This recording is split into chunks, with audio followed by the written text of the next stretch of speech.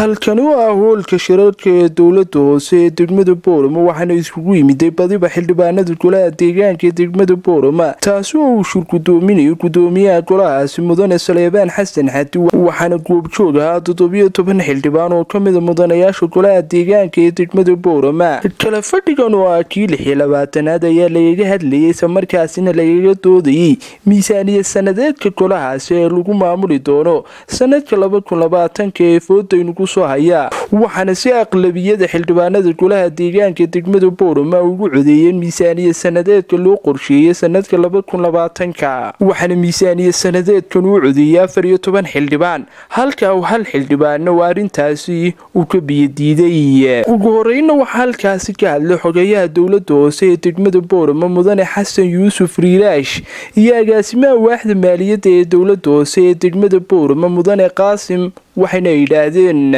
waxaan maanta u fadhinaa kalfadhigii miisaaniyadda 2020 maanta oo ah sabti 2018 bishii 2019 waxaan la fadhiyaa xagan fadhiya xildhibaanadii golaha deegaanka ee degmada Boorama kalfadhigan waxaan ku ansixinaynaa miisaaniyadda 2020 maanta waxaan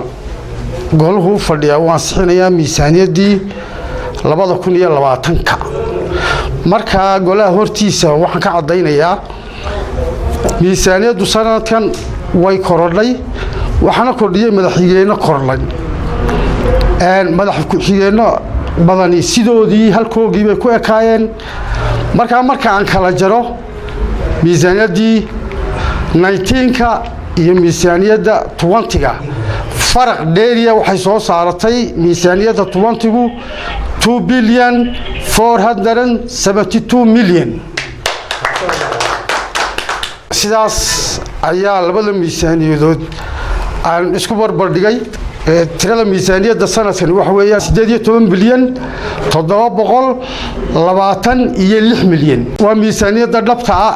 haddii alla yidhaahdo waxaan ku dhaqmi doono 20ga duqa degmada Boorama mudane Saleebaan Xasan Xadi oo goobta ka hadlay ayaa waxa uu yidhi waa sidaa uu sheegay oo waa miisaaniyaddii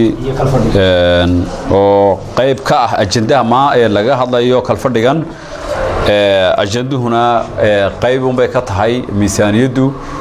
waxyaabaha kalena kulay kalfadhiga iyo kulankana laga doodi doonaa qodobaduna waxa weeyaan inta ugu muhiimsan waa sida aynu ognahay waxa weeyaan ansixinta miisaaniyadda iyo xoojinta wada shaqeynta laamaha dawladda ee kala duwan